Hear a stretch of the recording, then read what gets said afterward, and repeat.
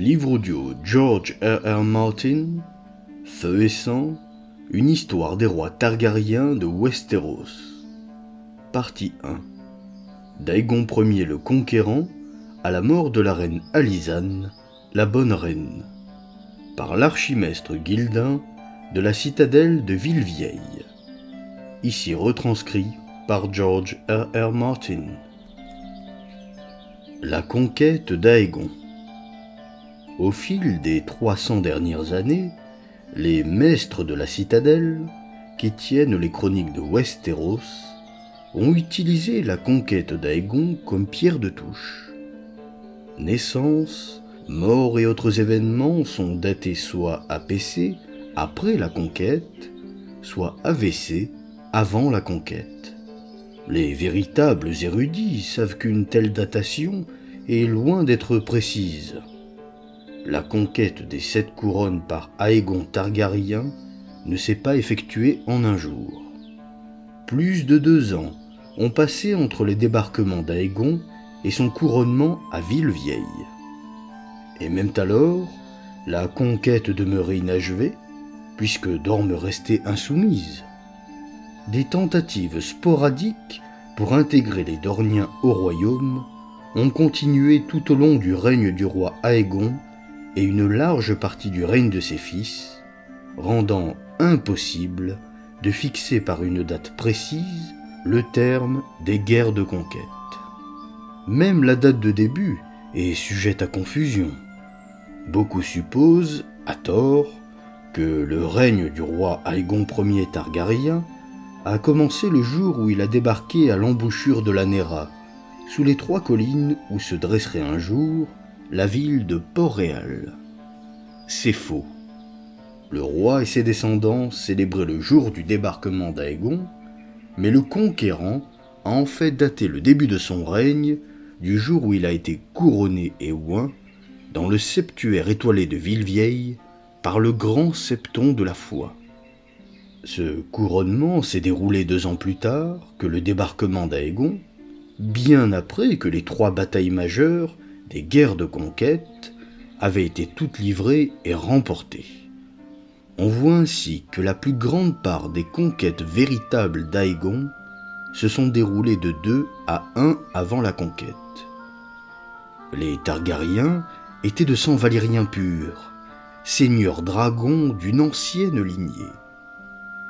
12 ans avant le fléau de Valyria, en 114 avant la conquête, Aegon Targaryen vendit ses propriétés dans les possessions et les contrées de l'été constant et partit s'installer avec ses femmes, sa fortune, ses esclaves, ses dragons, ses frères et sœurs, ses parents et ses enfants à Père-Dragon, une lugubre île citadelle sous une montagne fumante dans le détroit.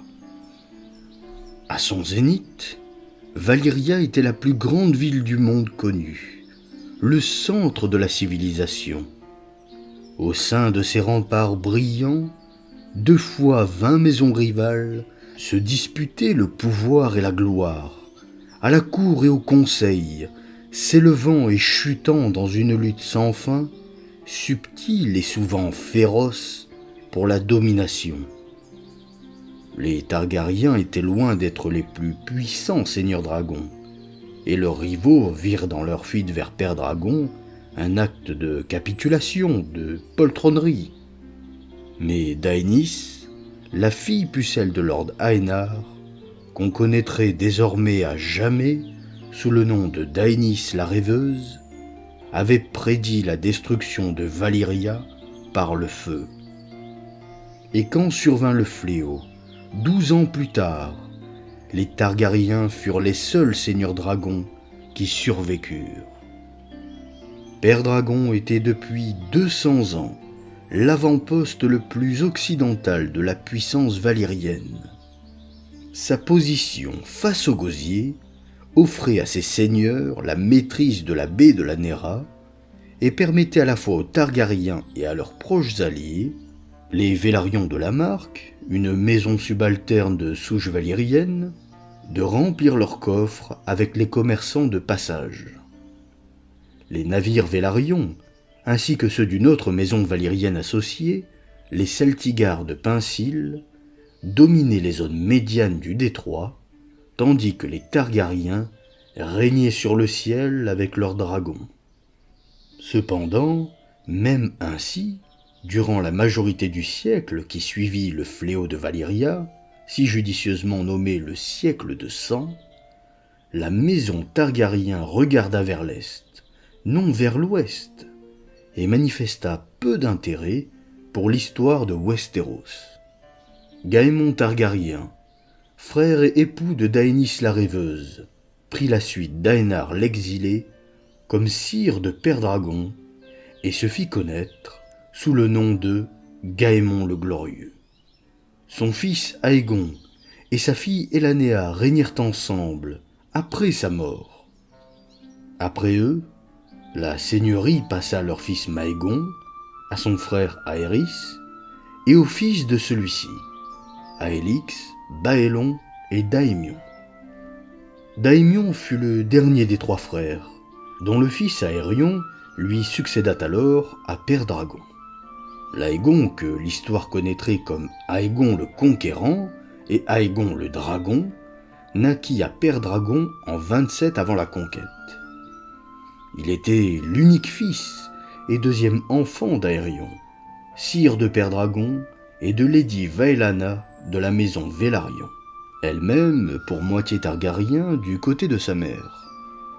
Aegon avait deux sœurs, de légitime naissance, une sœur aînée, Visenya, et une puînée, Rhaenys.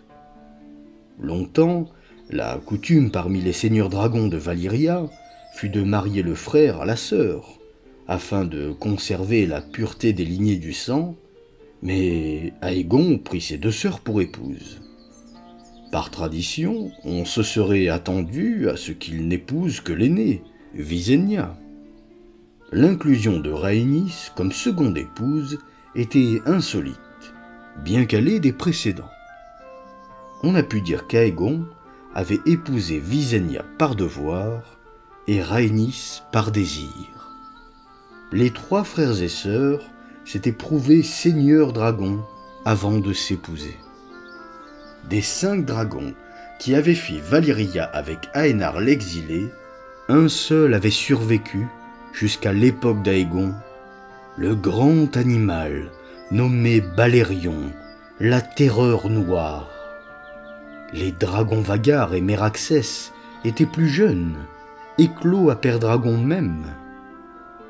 Un mythe répandu, souvent entendu chez les ignorants, prétend qu'Aegon Targaryen n'avait jamais posé le pied en Westeros avant le jour où il prit la mer pour le conquérir.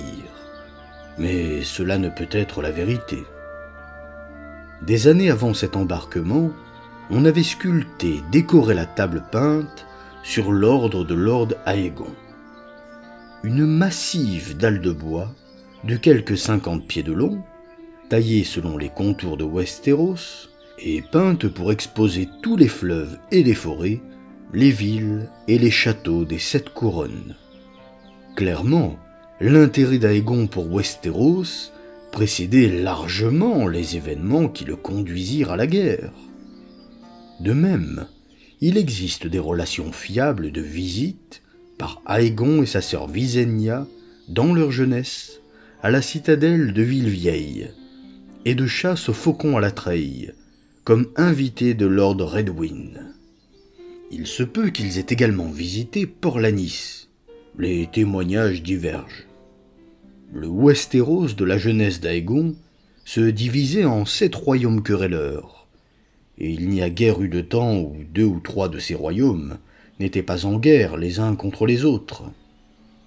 Le nord, vaste, froid et rocailleux, était dominé par les Stark de Winterfell. Dans les déserts de Dorne, les princes Martell tenaient les rênes. Les terres de l'Ouest, riches en or, étaient gouvernées par les Lannister de Castral Rock. Le fertile Conflent par les jardiniers de Haut-Jardin. Le Val, les doigts et les montagnes de la Lune appartenaient à la maison Arryn. Mais les rois les plus belliqueux à l'époque d'Aegon étaient ceux dont les royaumes s'étendaient le plus près de Père Dragon, Arène le Noir et Argilac l'Arrogant. De leur grande citadelle d'accalmie, les rois de l'orage de la maison Durandon avaient jadis régné sur la moitié orientale de Westeros, du cap de Lyre jusqu'à la baie des Crabes, mais leur puissance déclinait depuis des siècles. Les rois du Bief avaient grignoté leur domaine par l'ouest, les Dorniens les harcelaient au sud, et Arène le Noir et ses fers-nés les avaient chassés du Trident et des territoires au nord de la Nera. Le roi Argilac, dernier des Durandon, avait arrêté un temps ce déclin, repoussant encore, jeune garçon, une invasion dornienne, franchissant le détroit pour se joindre à la Grande Alliance contre les tigres impérialistes de Volantis et tuant Garcesset Jardinier, roi du Conflent, dans la bataille du Champ d'été 20 ans plus tard. Mais Argilac avait vieilli, sa célèbre crinière noire grisonnait et son habileté aux armes avait décru. Au nord de la Nera, le Conflent était gouverné d'une main de fer par Arène le Noir de la maison Chenu, roi des îles et des fleuves. L'aïeul ferné d'Arène, Arwin la Poigne, avait arraché le trident à celui d'Argilac, Arec, dont les propres ancêtres avaient jeté à bas les derniers rois du Conflent des siècles plus tôt. Le père d'Arène avait étendu ses domaines à l'est de Sombreval et de Rosby. Arène lui-même avait dévolu la plus grosse part de son long règne, pratiquement 40 ans, à élever près de l'Œil-Dieu un château gigantesque. Et maintenant que la construction d'Arenal touchait enfin à son terme, le Ferné serait bientôt libre de chercher de nouvelles conquêtes. Aucun roi en Westeros n'était plus redouté qu'Arène le Noir, dont la cruauté était devenue légendaire à travers toutes les 7 couronnes. Et aucun roi de Westeros ne se sentait plus menacé qu'Argilac, sire de l'orage, dernier des Durandon, un guerrier vieillissant, dont le seul héritier était sa fille Pucelle. C'est ainsi que le roi Argilac prit contact avec les Targaryens sur Père Dragon, offrant à Lord Aegon sa fille en mariage avec, en dot, toutes les terres à l'est de l'Œil-Dieu, des rapides du Trident jusqu'à la Nera. Aegon Targaryen déclina la proposition du roi de l'orage. Il avait 2 épouses, rappela-t-il, et n'avait nul besoin d'une 3e. Et les terres qu'on lui présentait en dot appartenaient depuis plus d'une génération à Harrenhal. Il n'était pas en la capacité d'Argilac de les céder. Clairement, le roi de l'orage, vieillissant, cherchait à établir les Targaryens le long de la Nera, afin de servir de tampon entre ses propres terres et celles d'Arène le Noir. Le seigneur de Père Dragon riposta par sa propre proposition. Il accepterait les terres qu'on lui offrait en dot si Argilac lui cédait également le bec de Massé, ainsi que les plaines et les bois du sud de la Nera jusqu'au fleuve Wend et aux sources de la Mandée. Le pacte serait scellé par le mariage de la fille d'Argilac avec Orys Baratheon, ami d'enfance et champion de Lord Aegon. Argilac l'Arrogant rejeta ces termes avec colère. Orys Baratheon était un demi-frère de basse extraction de Lord Aegon, chuchotait-on, et le roi de l'orage ne voulait pas déshonorer sa fille en accordant sa main à un bâtard. Cette seule suggestion le rendit furieux. Il fit trancher les mains de l'émissaire d'Aegon et les lui renvoya dans un coffret. « Voici les seules mains que ton bâtard obtiendra jamais de moi », écrivait-il. Aegon ne répondit pas. Il appela aussitôt ses amis, ses bannerets et ses principaux alliés à venir à lui sur Pendragon. Leur nombre était réduit. Les Vélarions de la Marque avaient juré fidélité à la maison Targaryen, de même que les Celtigars de Pincil. Du bec de Massé vint Lord Bar Aemon de Pointe-Vive et Lord Massé de Danse des Pierres, tous deux jurés à accalmie, avec des liens plus étroits avec Pendragon. Lord Aegon et sa sœur tinrent conseil avec eux et visitèrent le septuaire du château pour prier également les 7 de Westeros, bien qu'on ne l'ait jamais encore tenu pour un homme pieux. Au 7e jour, une nuée de corbeaux jaillit des tours de Pendragon pour propager la parole de Lord Aegon aux 7 couronnes de Westeros. Ils volaient vers les 7 rois, vers la citadelle de Villevieille, vers les seigneurs tant petits que grands. Tous apportaient le même message. À compter de ce jour, il n'y aurait plus à Westeros qu'un roi unique. Ceux qui ploieraient le genou devant Aegon de la maison Targaryen conserveraient terres et titres. Ceux qui prendraient les armes contre lui seraient jetés à bas, humiliés et anéantis. Les témoignages varient sur le nombre d'épées qui prirent la mer à Pendragon avec Aegon et ses sœurs. 3000, disent certains, d'autres n'en dénombrent que des centaines. Cette modeste armée Targaryen accosta à l'embouchure de la Nera, sur la rive nord, où 3 collines boisées s'élevaient au-dessus d'un petit village de pêcheurs. Au temps des 100 royaumes, nombre de roitelets avaient revendiqué la possession de l'embouchure du fleuve, notamment les rois Sombrelines de Sombreval, les Massés de Danse des Pierres, et les anciens rois du Conflent, qu'ils fussent d'Aluve, Pêcheurs, Bracken, Nerbosque ou Croche. Des tours et des forts avaient couronné à diverses époques les 3 collines, uniquement pour être jetés à bas dans l'une ou l'autre guerre. Désormais, ne demeuraient pour accueillir les Targaryens que des pierres brisées et des ruines envahies de végétation. Quoique revendiquée à la fois par Accalmie et Harrenhal, l'embouchure du fleuve n'était pas défendue, et les plus proches châteaux étaient tenus par de petits seigneurs sans grande puissance ni capacité militaire. Des seigneurs qui, au surplus, avaient peu de raison d'aimer leur suzerain théorique, Arène le Noir. Aegon Targaryen dressa rapidement une palissade de rondins et de terre autour de la plus haute des 3 collines, et il envoya ses sœurs s'assurer de la capitulation de châteaux les plus proches.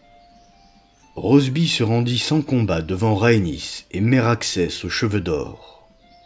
À Castelfoyer, quelques arbalétriers lâchèrent des carreaux contre Visenya, jusqu'à ce que la flamme de Vhagar embrase les toits du donjon. Alors, ils se rendirent aussi. La première véritable mise à l'épreuve du conquérant vint de Lord Sombreline de Sombreval et de Lord Mouton de Viergétan, qui joignirent leur puissance pour marcher vers le sud avec 3000 hommes et rejeter les envahisseurs à la mer. Aegon dépêcha Horys Baratheon pour les attaquer en route, tandis qu'il fondait sur eux par en haut avec la terreur noire. Les 2 seigneurs périrent dans le combat inégal qui s'ensuivit. Le fils de Sombreline et le frère de Mouton rendirent en conséquence leur château et jurèrent leur épée à la maison Targaryen. À cette époque, Sombreval était le port ouestrien principal sur le détroit, et il avait cru et prospéré grâce au commerce qui transitait par sa rade. Visenya Targaryen ne permit pas la mise à sac de la ville, mais elle n'hésita pas à s'en arroger les richesses, engraissant considérablement les coffres des conquérants. Le moment serait peut-être approprié d'évoquer les différences de caractère entre Aegon et ses reines et sœurs. Visenya, aînée des 3 enfants, était une guerrière autant qu'Aegon lui-même, aussi à l'aise sous la maille que sous la soie. Elle portait la longue épée valyrienne, noirceur, et la maniait avec dextérité, s'étant exercé durant leur enfance aux côtés de son frère. Bien que doté de la chevelure d'or et d'argent et des yeux mauves de Valyria, sa beauté était grave et austère. Même ceux qui l'aimaient le plus trouvaient Visenya sévère, sérieuse, implacable. Certains prétendaient qu'elle jouait avec les poisons et se mêlait de noires sorcelleries. Rhaenys, la plus jeune des 3 Targaryens, était tout ce que sa sœur n'était point. Mutine, curieuse, impulsive, en proie parfois à des idées folles. Nullement guerrière véritable, Rhaenys aimait la musique, la danse et la poésie, et soutenait maints chanteurs, baladins et marionnettistes. On disait toutefois qu'elle passait plus de temps à dos de dragon que son frère et sa sœur combinés, car, par-dessus tout, elle adorait voler. On l'a un jour entendu dire qu'avant de mourir, elle voulait franchir les mers du crépuscule sur Méraxès pour voir ce qui s'étendait sur ses côtes occidentales. Si nul ne mettait en doute la fidélité de Visenya envers son frère époux, Rhaenys s'entourait de beaux damoiseaux et, se murmurait-il, en accueillait même certains dans sa chambre les nuits où son frère rejoignait sa sœur aînée. Cependant, en dépit de ces rumeurs, les observateurs ne pouvaient éviter de remarquer qu'Aegon passait 10 nuits avec Rhaenys pour chacune de celles qu'il consacrait à Visenya. Aegon Targaryen lui-même, chose étrange, était autant une énigme pour ses contemporains que pour nous. Armé de la lame d'acier valyrien feu noir, on le comptait au nombre des grands guerriers de son temps. Toutefois, il ne prenait nul plaisir à ses prouesses aux armes et ne chevauchait jamais dans les tournois ou les mêlées. Sa monture était Balerion, la terreur noire, mais il ne volait que pour la bataille ou pour se déplacer rapidement sur terre ou sur mer. Son impérieuse prestance attirait les hommes sous ses bannières, et pourtant il n'avait aucun ami proche, hormis Orys Baratheon, le compagnon de sa jeunesse. Aegon plaisait aux femmes, mais toujours il resta fidèle à ses sœurs. Devenu roi, il plaça une grande confiance en son conseil restreint et en ses sœurs, leur laissant une large part du gouvernement du royaume au jour le jour, n'hésitant cependant pas à prendre le contrôle quand il le trouvait nécessaire. Bien qu'il traitât avec dureté les rebelles et les traîtres, il tendait la main aux anciens ennemis qui ployaient le genou. Il en fit pour la première fois démonstration à la bataille de Fort Aegon, la grossière forteresse en bois et en terre qu'il avait dressée au sommet de ce qui serait désormais et à jamais connu sous le nom de Grande Colline d'Aegon. Ayant pris une douzaine de châteaux et garanti l'embouchure de la Nera sur les 2 berges du fleuve, il ordonna aux seigneurs qui l'avaient défait de venir à lui. Là, ils déposèrent leur épée à ses pieds, et Aegon les fit se relever et les confirma en leurs terres et leurs titres. À ses plus anciens partisans, il accorda de nouveaux honneurs. Daemon Velaryon, sire des marais, devint maître des navires à la tête de la flotte royale. Triston Massé, sire de Danse des Pierres, fut nommé maître des lois. Crispian Celtigar, grand argentier. Et il proclama Orys Baratheon, mon bouclier, mon défenseur, ma robuste main droite. Ainsi les maîtres voient-ils en Baratheon la première main du roi. Les bannières héraldiques étaient des traditions depuis longtemps parmi les seigneurs de Westeros, mais jamais jusque-là chez les seigneurs dragons de Valyria. Lorsque les chevaliers d'Aegon déployèrent son vaste étendard de bataille en soie, avec un dragon rouge à 3 têtes, crachant le feu sur champ noir, les seigneurs virent en cela un signe qu'il était désormais des leurs, un grand roi digne de Westeros. quand la reine Visenya plaça sur la tête de son frère un diadème en acier valyrien incrusté de rubis, et que la reine Rhaenys le salua du nom de Aegon, premier du nom, roi de tout Westeros et bouclier de son peuple, les dragons rugirent, et seigneurs et chevaliers l'acclamèrent. Mais ce furent le petit peuple, les pêcheurs, les travailleurs des champs et les commères qui crièrent le plus fort. Cependant, les 7 rois qu'Aegon le dragon avait l'intention de découronner n'acclamaient pas. À Harrenhal et à Calmy, Arène le Noir et Argilac l'Arrogant avaient déjà convoqué leurs bannières. À l'ouest, le roi Merne du Conflant suivait à cheval vers le nord la route de l'océan afin de rencontrer à Castral Rock le roi Lorraine de la maison Lannister. La princesse de Dorne dépêcha un corbeau à Père Dragon, proposant à Aegon une union contre Argilac, roi de l'orage. Mais en tant qu'égal et allié, non comme sujet. Une autre offre d'alliance émana de l'enfant roi des Airiers, Renel Harrin, dont la mère revendiquait toutes les terres à l'est de la Verfurque dans le Trident en échange du soutien du Val contre Arène le Noir.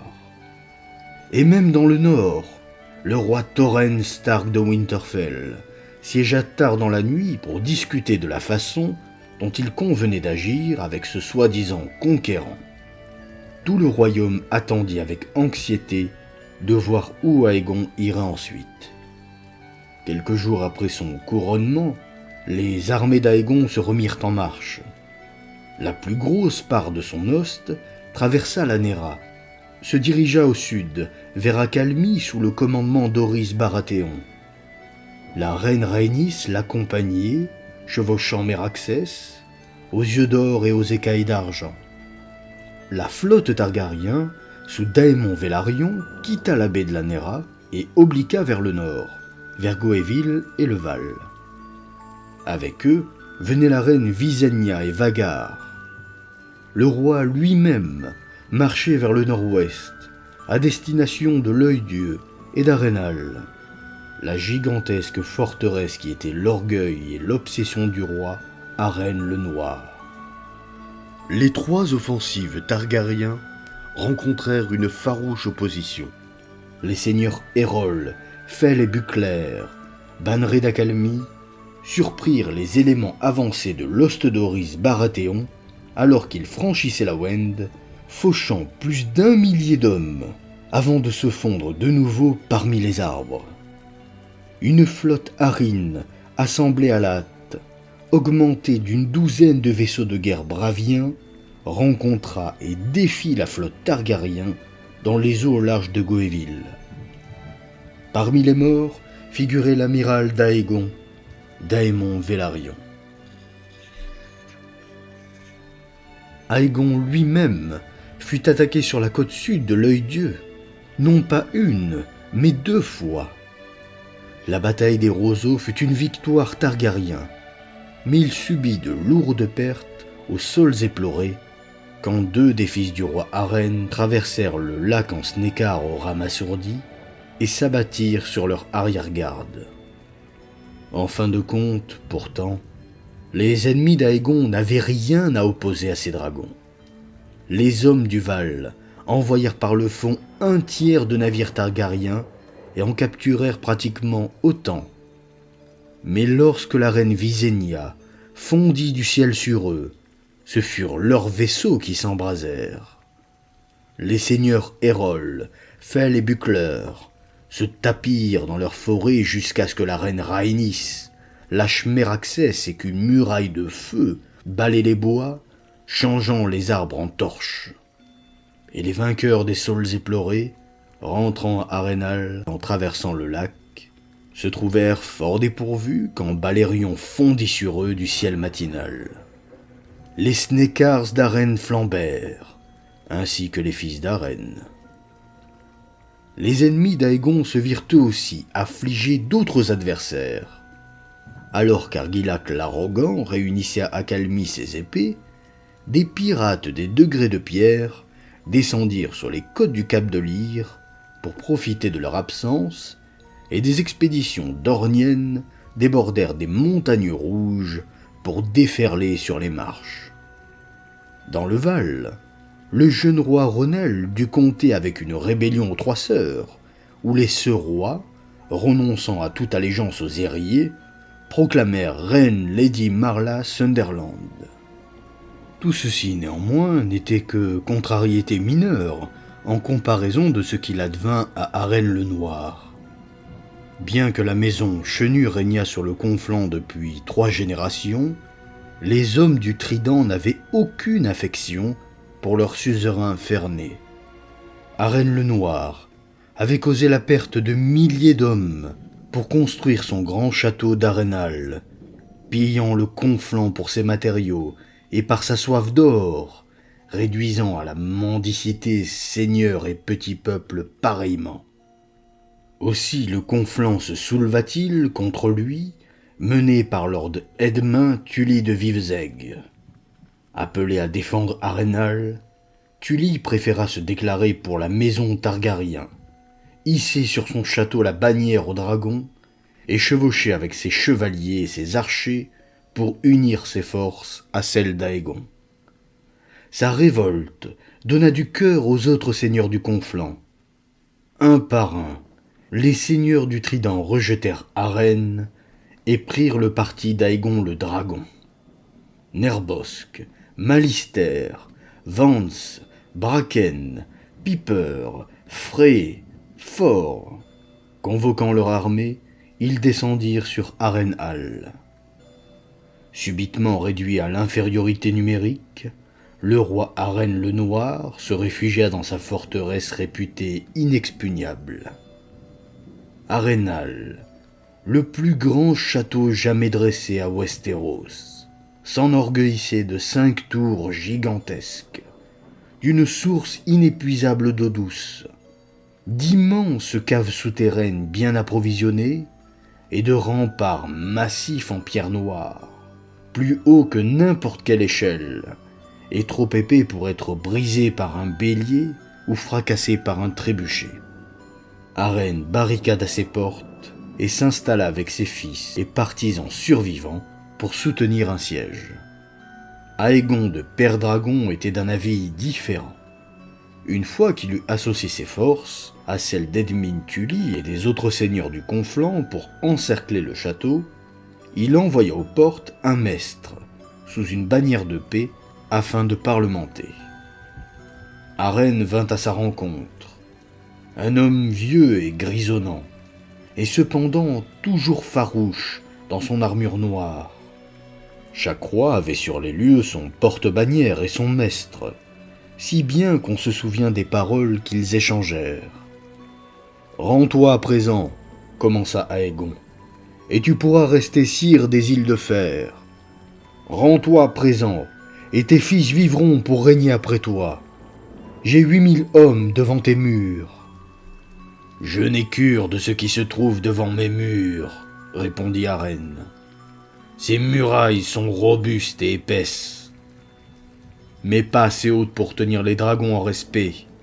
Les dragons volent. »« J'ai bâti en pierre, » riposta Arène. « La pierre ne brûle pas. » À quoi Aegon répliqua : « Quand le soleil se couchera, ta lignée prendra fin. » On dit qu'à ces mots, Arène cracha et regagna son château. Une fois à l'intérieur, il envoya tous ses hommes sur les parapets, armés de piques, d'arcs et d'arbalètes, promettant terre et richesse à celui d'entre eux qui réussirait à abattre le dragon. « Si j'avais une fille, le tueur de dragons pourrait également en avoir la main, » proclama Arène-le-Noir. « En lieu de quoi, je lui donnerai une des filles de Tully, ou toutes les 3 s'il le veut.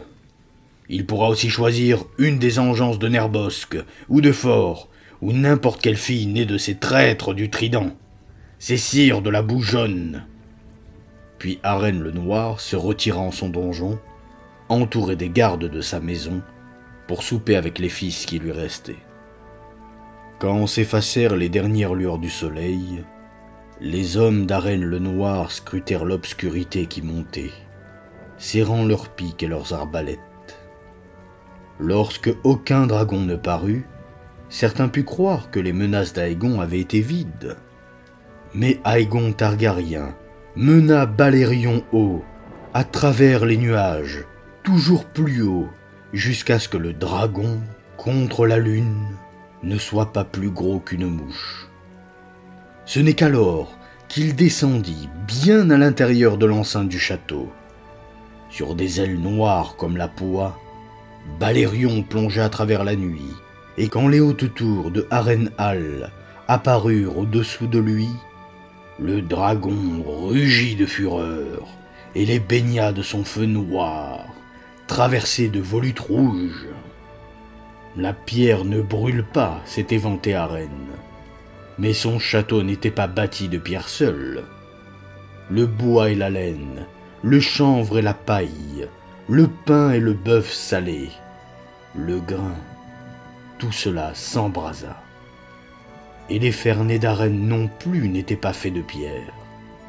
Fumant, hurlant, emmaillotés de flammes, ils galopèrent dans les cours et dégringolèrent des chemins de ronde pour périr sur le sol en contrebas. Et la pierre elle-même, quand un feu est assez brûlant, se fend et fond.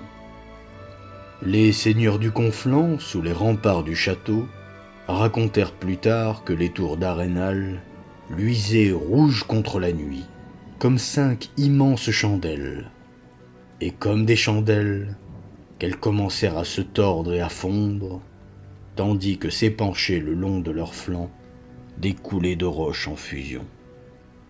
Arène et ses derniers fils périrent dans les incendies qui engloutirent cette nuit-là sa monstrueuse forteresse. Avec lui disparut la maison Chenue, de même que l'emprise des îles de fer sur le Conflent. Le lendemain, face aux ruines fumantes d'Harrenhal, le roi Aegon accepta un serment de féauté d'Edmund Tully, sire de Vivezeg, qu'il nomma seigneur suzerain du Trident. Les autres seigneurs du Conflent prêtèrent également hommage, à Aegon comme roi et à Edmund Tully comme suzerain. Quand les cendres eurent suffisamment refroidi pour permettre aux hommes d'entrer sans danger dans la forteresse, les épées de ceux qui étaient tombés, pour beaucoup brisées, fondues ou tordues en rubans de fer par le feu du dragon, furent ramassées et renvoyées par chariot à Fort Aegon. Au sud-est, les bannerets du roi de l'orage se révélèrent considérablement plus loyaux que ceux du roi Arène. Argilac l'Arrogant réunit autour de lui à Accalmie un grand host. Le siège des Durandons était une puissante forteresse. Son immense mur d'enceinte, plus épais encore que les remparts d'Harrenhal. Elle était aussi considérée comme invulnérable aux assauts. La nouvelle de la fin du roi Arène ne tarda pas toutefois à venir aux oreilles de son vieil ennemi, le roi Argilac. Les lords Fell et Buckler, se repliant face à l'host, qui approchait, lors d'Errol avait été tué, lui avaient appris la présence de la reine Rhaenys et de son dragon. Le vieux roi guerrier rugit, qu'il n'avait nullement l'intention de périr ainsi qu'Arène l'avait fait, rôti dans son propre château, comme un cochon de lait avec une pomme dans sa bouche. N'étant point étranger au combat, il déciderait lui-même de son sort, l'épée à la main. Ainsi, Argilac l'Arrogant sortit-il une dernière fois d'Accalmie pour affronter ses ennemis sur le champ de bataille. L'approche du roi de l'orage ne surprit nullement Horys Baratheon et ses hommes. La reine Rhaenys, en vol sur Meraxès, avait assisté au départ d'Argilac d'Accalmie et put fournir à la main un compte rendu complet des effectifs et des mouvements de l'ennemi. Horys adopta une position forte sur les collines au sud des Bronzes et s'y campa, avec l'avantage de la hauteur pour attendre l'arrivée des orageois.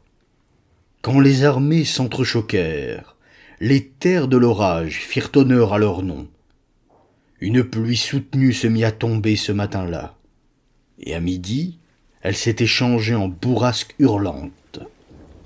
les seigneurs bannerets du roi Argilac le pressèrent de différer son attaque jusqu'au lendemain, dans l'espoir que la pluie passerait. Mais le roi de l'orage avait presque 2 fois plus d'hommes que le conquérant, et presque 4 fois plus de chevaliers et de cavalerie lourde. La vue des bannières Targaryens claquant détrempées au-dessus de ses propres collines le faisait enrager, et le vieux guerrier endurci au combat ne manqua pas de noter que la pluie soufflait du sud, au visage des forces Targaryens sur leurs collines. Aussi Argilac l'arrogant donna-t-il l'ordre d'attaquer, et commença ce que l'histoire connaît sous le nom de bataille du dernier orage. Les combats se prolongèrent fort avant dans la nuit, une affaire sanglante et bien moins inégale que la conquête d'Arenal par Aegon. À 3 reprises, Argilac l'arrogant mena ses cavaliers contre les positions Baratheon. Mais les pentes étaient raides et les pluies avaient détrempé le sol, si bien que les palefrois s'évertuaient s'enlisaient et que les charges perdaient toute unité et tout élan. Les orageois eurent plus de succès en envoyant leurs piquiers gravir les collines à pied. Aveuglés par la pluie, les envahisseurs ne les virent pas monter avant qu'il ne soit trop tard, et les cordes d'arc humide des archers rendaient leurs armes inutiles. Une colline céda, puis une autre, et la 4e et dernière charge du roi de l'orage et de ses cavaliers perça le centre des Baratheons, pour tomber sur la reine Rhaenys et Meraxès. Même au sol, le dragon se révéla formidable. Dickon Morrigan et le bâtard de Havre-Noir, qui commandaient l'avant-garde, furent engloutis par le feu dragon, ainsi que les chevaliers de la garde personnelle du roi Argilac. Les palefrois paniquèrent et fuirent, terrorisés, percutant les cavaliers qui les suivaient et transformant la charge en débâcle. Le roi de l'orage lui-même fut jeté à bas de sa selle. Et cependant, Argilac continua à se battre. Quand Horys Baratheon descendit la colline boueuse avec ses hommes, il trouva le vieux roi qui tenait en respect une 12aine d'hommes, avec autant de cadavres à ses pieds. « Écartez-vous » ordonna Baratheon. Il mit pied à terre afin de rencontrer le roi d'égal à égal et offrit au roi de l'orage une dernière chance de se rendre. Argilac préféra la maudire. Ainsi donc, ils se battirent, le vieux roi guerrier avec son flot de cheveux blancs et la farouche main d'Aegon à la barbe noire. Chacun reçut de l'autre une blessure, a-t-on dit. Mais enfin, le dernier des Durandon vit son vœu exaucé, et il périt une épée à la main et une imprécation aux lèvres. La mort de leur roi retira toute vaillance aux orageois, et tandis que se répandait la nouvelle de la chute d'Argilac, ses seigneurs et chevaliers jetèrent leurs armes et s'enfuirent. Plusieurs jours durant, on craignit qu'Accalmie ne subisse le sort d'Arenal, car Argella, fille d'Argilac, barra ses ports devant l'approche d'Horys Baratheon et de l'Ost Targaryen, et se déclara reine de l'orage. Plutôt que de ployer le genou, les défenseurs d'Accalmie mouraient jusqu'au dernier, promit-elle, quand la reine Rhaenys vola sur Meraxès, à l'intérieur du château pour parlementer. « Vous pouvez vous emparer de mon château, mais vous n'y gagneriez que des os, du sang et des cendres, annonça-t-elle. Toutefois, les soldats de la garnison se révélèrent moins empressés de mourir. Cette nuit-là, ils déployèrent une bannière de paix, ouvrirent grand la porte du château et livrèrent Lady Argella, bâillonnée et enchaînée nue, au camp d'Horys Baratheon. On raconte que Baratheon, de ses propres mains, la délivra de ses chaînes, l'enveloppa de sa cape, lui versa du vin et lui parla avec douceur, louant le courage de son père et lui contant le récit de sa mort. Et ensuite, en l'honneur du roi tombé, il adopta les armes et la devise des Durandon. Le cerf couronné devint son symbole, Accalmie son siège, et Lady Argella son épouse. Avec le Conflent autant que les terres de l'orage désormais sous le contrôle d'Aegon le Dragon et de ses alliés, les rois de Westeros restants virent clairement que leur tour allait venir. À Winterfell, le roi Tauren convoqua ses bannerets. À cause de l'immensité des distances dans le nord, il savait qu'assembler une armée prendrait du temps.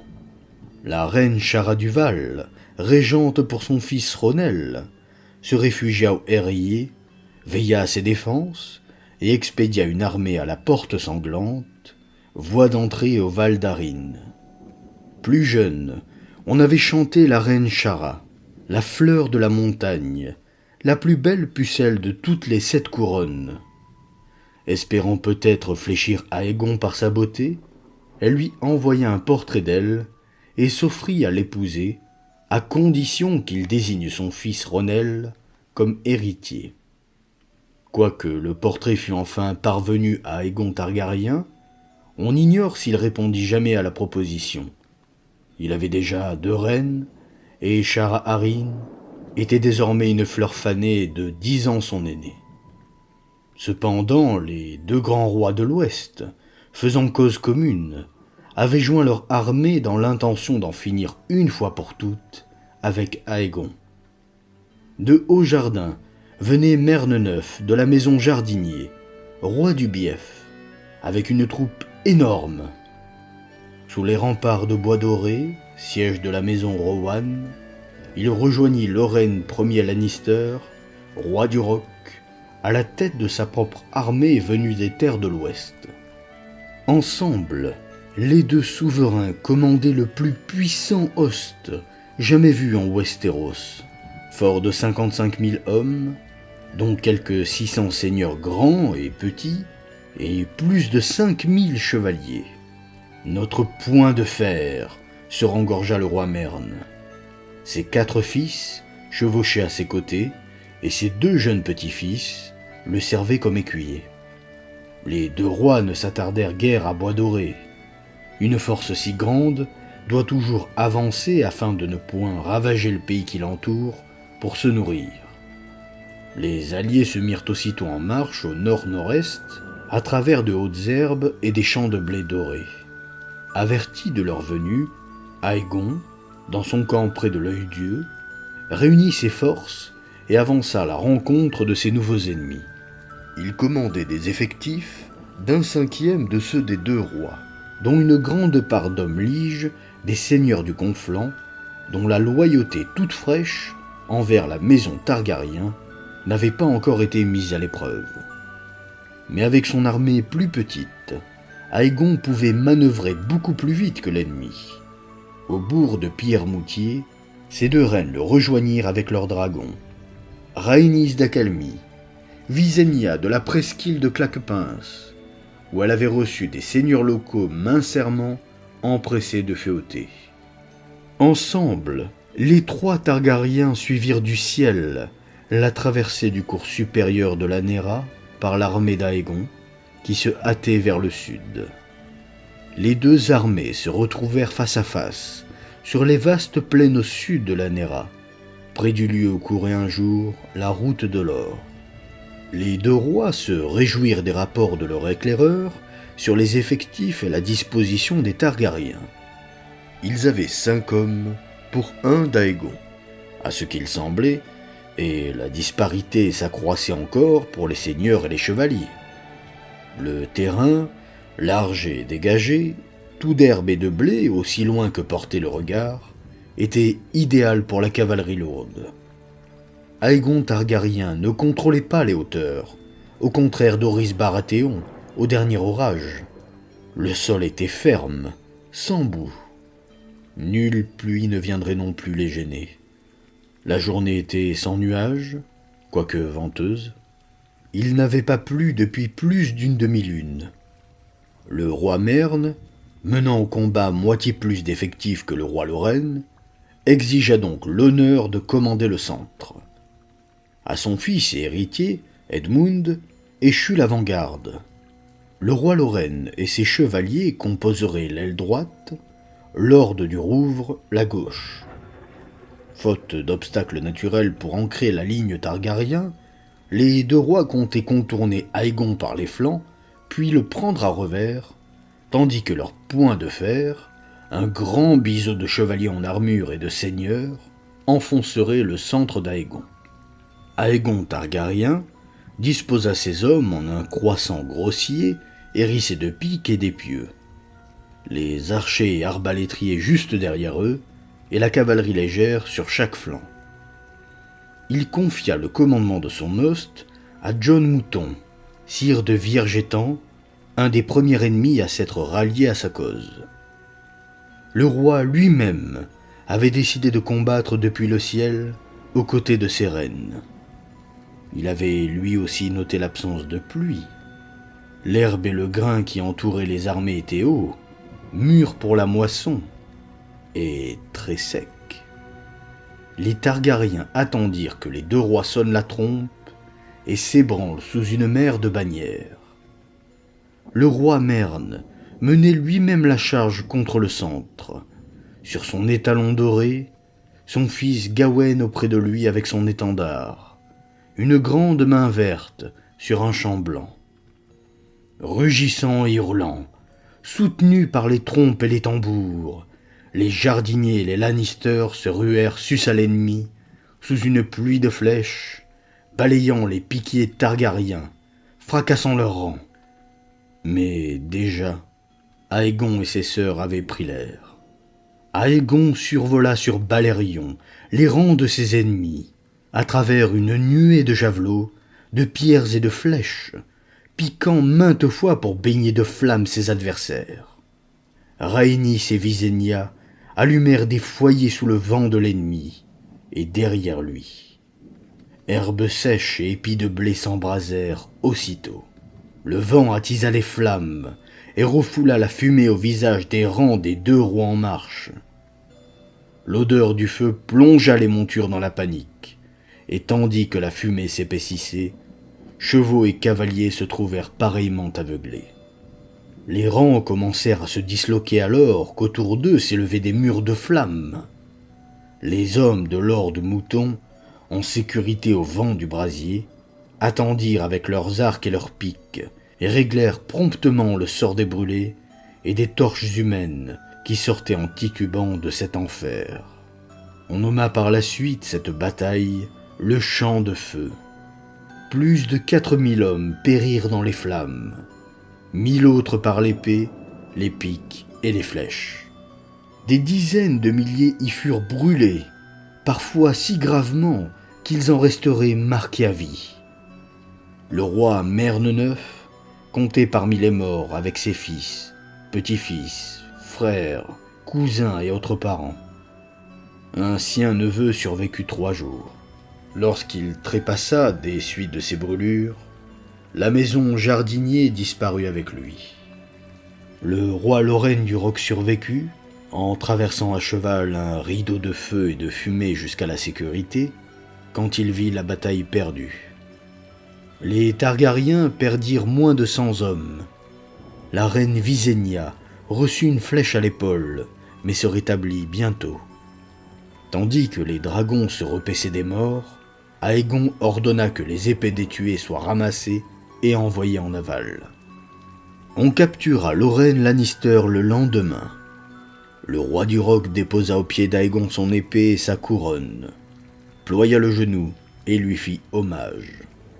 Et Aegon, fidèle à sa promesse, releva son ennemi vaincu et le confirma dans ses terres et sa suzeraineté, le nommant sire de Castral Rock et gouverneur de l'Ouest. Les bannerets de Lord Lorraine suivirent son exemple, ainsi que maint seigneur du Bief, ceux qui avaient survécu au feu dragon. Pourtant, la conquête de l'Ouest demeurait incomplète.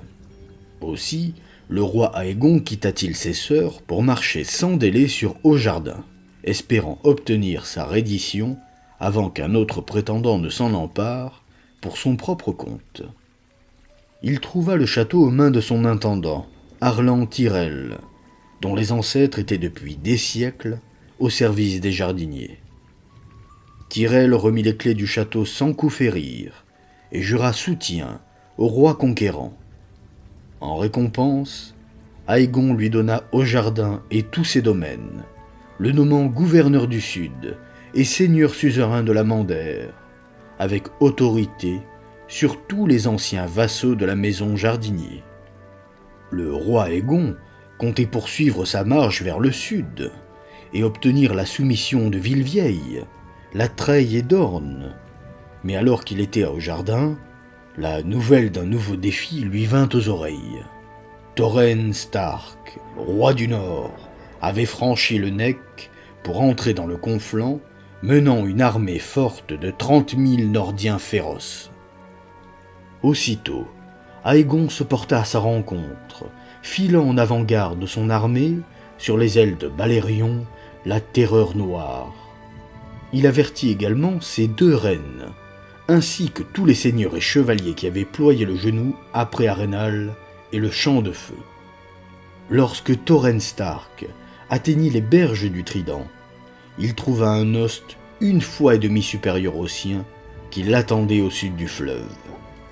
Les hommes du Conflent, de l'Ouest, de l'Orage, du Bief, tous étaient venus. Et au-dessus de leur camp tournoyaient Balerion, Méraxès et Vhagar, en cercle toujours plus large. Les éclaireurs de Torrhen avaient vu les ruines d'Arenal, où des braises ardentes couvaient encore sous les décombres.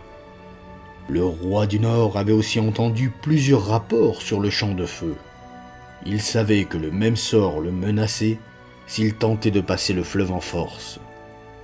Nombre de ces bannerets le pressaient d'attaquer quand même, assurant que la valeur nordienne remporterait le combat. D'autres lui conseillaient de se replier sur Moat Cailin et de résister là-bas, en territoire nordien. Le frère bâtard du roi, Brandon Snow, s'offrit à passer seul le trident sous le couvert de la nuit, pour tuer les dragons dans leur sommeil. Le roi Torrhen envoya effectivement Brandon Snow sur l'autre berge du Trident, mais avec 3 maestres à ses côtés, et non pour tuer, mais pour négocier. Tout au long de la nuit, des messages circulèrent dans les 2 sens. Le lendemain matin, Torrhen Stark traversa le Trident à son tour. Là, sur la rive sud, il s'agenouilla, déposa aux pieds d'Aegon l'antique couronne des rois de l'hiver, et jura d'être son féal. Il se releva sire de Winterfell et gouverneur du Nord, mais plus roi. De ce jour, Torrhen Stark reste dans le souvenir comme le roi qui s'agenouilla. Mais aucun Nordien ne laissa ses os calcinés sur les bords du Trident, et les épées qu'Aegon collecta de Lord Stark et de ses vassaux n'étaient ni tordues, ni fondues, ni coudées. Alors, Aegon Targaryen et ses reines se séparèrent. Aegon repartit vers le sud, marchant sur Villevieille, tandis que ses 2 sœurs enfourchaient leurs dragons, Visenya pour le Val d'Arin et Rhaenys vers Lancélion et les déserts de Dorne. Shara Arin avait renforcé les défenses de Goéville, placé un host solide à la porte sanglante et triplé la taille des garnisons de pierre, neige et ciel, les petites forteresses qui gardaient l'approche des Érillés. Tout cela se révéla vain contre Visenya Targaryen, qui les survola sur les ailes de cuir de Vhagar et se posa dans la cour intérieure des Érillés. Quand la régente du Val sortit en toute hâte pour lui faire face, suivie d'une 12aine de gardes, elle trouva Visenya avec Ronel Arryn assis sur son genou, qui contemplait le dragon, émerveillé. « Maman, puis-je aller voler avec la dame ?» demanda l'enfant roi. Aucune menace ne fut exprimée, aucune parole de colère prononcée. En fait, les 2 reines se sourirent et échangèrent des politesses. Puis Lady Shara envoya quérir les 3 couronnes, son diadème de régente, la petite couronne de son fils, et la couronne au faucon de la montagne et du Val que les rois Arryn portaient depuis 1000 ans, et les remit à la reine Visenya avec les épées de sa garnison. On a dit qu'ensuite, le petit roi avait volé 3 fois autour de la lance du géant avant de se poser, pour se découvrir petit seigneur. Ainsi, Visenya Targaryen amena-t-elle le Val d'Arryn dans le royaume de son frère. Rhaenys Targaryen n'eut pas une conquête aussi facile. Un host de piquiers dorniens gardait la passe du prince, la porte des montagnes rouges, mais Rhaenys ne leur livra pas combat. Elle survola le col, les sables rouges et blancs, fondit sur le Void pour exiger sa capitulation et trouva le castel vide, abandonné. Dans la ville sous les remparts ne demeuraient que des femmes, des enfants et des vieillards. Interrogés sur leur seigneur, ils répétaient juste « parti ». Rhaenys descendit le fleuve jusqu'à la Grace-Dieu, siège de la maison Alyrion, déserté lui aussi. Elle poursuivit son vol. Au point où la Sang-Vert rejoignait la mer, Rhaenys aboutit à Bourg-Cabane, où, par centaines, pontons, esquifs de pêche, barges, péniches et pavés échoués cuisés au soleil, liés par des cordages, des chaînes et des planches en une ville flottante. Seuls quelques vieillards et de petits enfants apparurent pour l'épier en vol, tandis que Meraxès tournait. Enfin, le vol de la reine la mena à Lancélion, l'antique siège de la maison Martell, où elle trouva la princesse de Dorne qui l'attendait dans son château évacué. Merya Martell avait 80 ans, nous rapportent les mestres, et en avait régné 60 sur les Dorniens. Elle était très grasse, aveugle, presque chauve, la peau jaune et avachie. Argilac l'arrogant l'avait surnommé le crapaud jaune de Dorne. Mais ni l'âge ni la cécité n'avaient émoussé son intelligence. « Je ne me battrai pas contre vous, » annonça la princesse à Rhaenys, « et je ne ploierai pas non plus le genou. Dorne n'a pas de roi. Dites-le à votre frère. »« Je le ferai, » répondit Rhaenys. « Mais nous reviendrons, princesse. Et la prochaine fois, ce sera avec feu et sang. » « C'est votre devise. La nôtre est insoumis, invaincu, intact. Brûlez-nous, madame. Jamais vous ne nous courberez, briserez, ou nous ferez nous incliner. Vous êtes à Dorne. On ne veut pas de vous ici. Revenez à vos risques et périls. » Ainsi se séparèrent la reine et la princesse, et Dorne demeura invaincu. À l'ouest, Aegon Targaryen fut reçu plus chaleureusement. Ville-Vieille, la plus grande ville de tout Westeros, était ceinte de remparts massifs et gouvernée par les Hightowers de la Grande Tour, la plus vieille, la plus riche et la plus puissante des nobles maisons du Bief. C'était aussi le centre de la foi. Là résidait le grand Septon, père des fidèles, voix des nouveaux dieux sur la terre, qui commandait l'obéissance de millions de dévots de par les royaumes, hormis au nord, où les anciens dieux dominaient toujours, et les lames de la foi militante, les étoiles et les épées, comme le peuple appelait ces deux ordres combattants.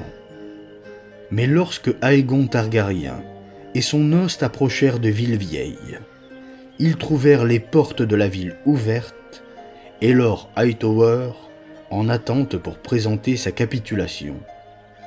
En fait, lorsque les premiers échos du débarquement d'Aegon étaient arrivés à Ville-Vieille, le grand Septon s'était cloîtré 7 jours et 7 nuits dans le septuaire étoilé pour obtenir que les dieux le guident. Il n'eut d'autre nourriture que du pain et de l'eau, dit-on, et passa toutes ses heures de veille en prière, allant d'un autel à l'autre. Au 7e jour, l'aïeul avait soulevé sa lanterne dorée et éclairé pour lui la voie. Si Ville-Vieille prenait les armes contre Aegon le dragon, vit sa sainteté suprême, assurément la ville brûlerait, et la grande tour, la citadelle et le septuaire étoilé seraient jetés bas et détruits. Manfred Hightower, sire de Ville-Vieille, était un seigneur prudent et pieux. Un de ses plus jeunes fils servait dans les fils du guerrier, un autre venait tout juste de prononcer ses vœux comme Septon. Quand le grand Septon lui fit part de la vision impartie par l'aïeul, Lord Hightower décida de ne pas s'opposer aux conquérants par la force des armes. Ce fut ainsi qu'à Villevieille, nul ne brûla au champ de feu, bien que les Hightower fussent bannerets des jardiniers de Haut-Jardin.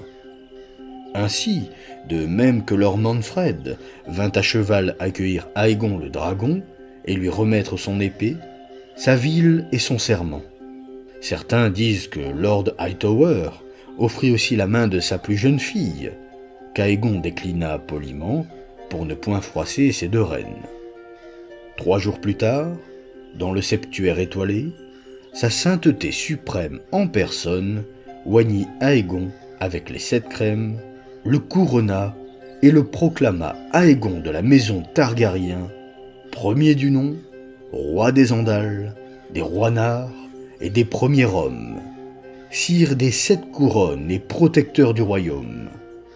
Cette couronne fut la formule employée, bien que Dorne ne fût pas soumise, et ne le serait pas pendant encore plus d'un siècle. Seule une poignée de seigneurs était présent au premier couronnement d'Aegon, à l'embouchure de la Néra. Mais des centaines assistèrent au second, et des dizaines de milliers l'acclamèrent ensuite dans les rues de Villevieille, tandis qu'il traversait la ville sur le dos de Balerion. Parmi ces témoins du second couronnement d'Aegon figuraient les maîtres et archimestres de la citadelle. Peut-être pour cette raison, ce fut cette cérémonie, plutôt que celle de Fort Aegon au débarquement d'Aegon, qui fut arrêtée comme le commencement du règne d'Aegon.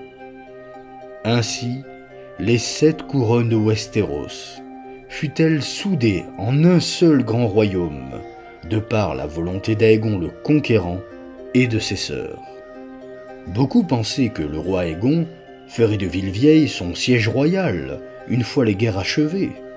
D'autres qu'il régnerait depuis Père-Dragon, l'ancienne île citadelle de la maison Targaryen. Le roi les surprit tous en proclamant son intention d'établir sa cour dans la ville nouvelle qui se dressait déjà sous les 3 collines à l'estuaire de la Néra, à l'endroit où ses sœurs et lui avaient d'abord posé le pied sur le sol de Westeros.